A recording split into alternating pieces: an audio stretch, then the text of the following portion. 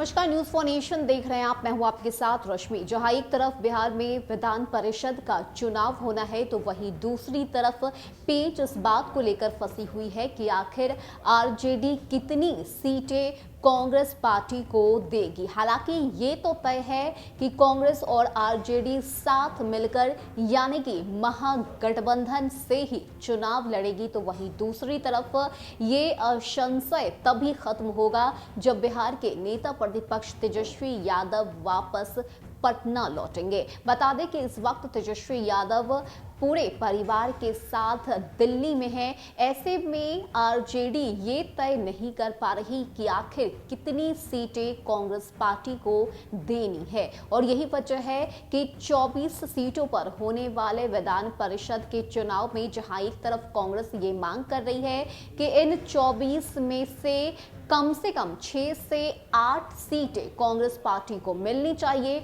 तो वहीं दूसरी तरफ राजद के अलग अलग नेताओं की तरफ से कहा जा रहा है कि ये कोई सत्यनारायण भगवान का प्रसाद नहीं है कि हम सीट को बांटते फिरे। ऐसे में इन तमाम बातों को लेकर अब जो जानकारी सामने आई है उसके मुताबिक तेजस्वी यादव के वापस लौटने के बाद ही कोई निर्णय लिया जाएगा। यानी कि जहां एक तरफ बिहार में विधान परिषद का चुनाव होना है, अलग अलग पार्टियों की तरफ से रणनीति और प्लानिंग बनाई जा रही है, तो वहीं दूसरी तरफ राजद ने यह स्पष्ट कर दिया है कि इस बार कांग्रेस के साथ ही विधान परिषद का चुनाव लड़ना है। हालांकि अगर हम बात करें तो बिहार में होने वाले उपचुनाव में हमने देखा था कि किस तरह से नाराज होने के बाद राजद और कांग्रेस दोनों अलग अलग चुनाव लड़ रहे थे। हालांकि जीत तो किसी को नहीं मिली, लेकिन जो तकरार था वो इन दोनों के बीच देखने को मिला था। ऐसे में अब इस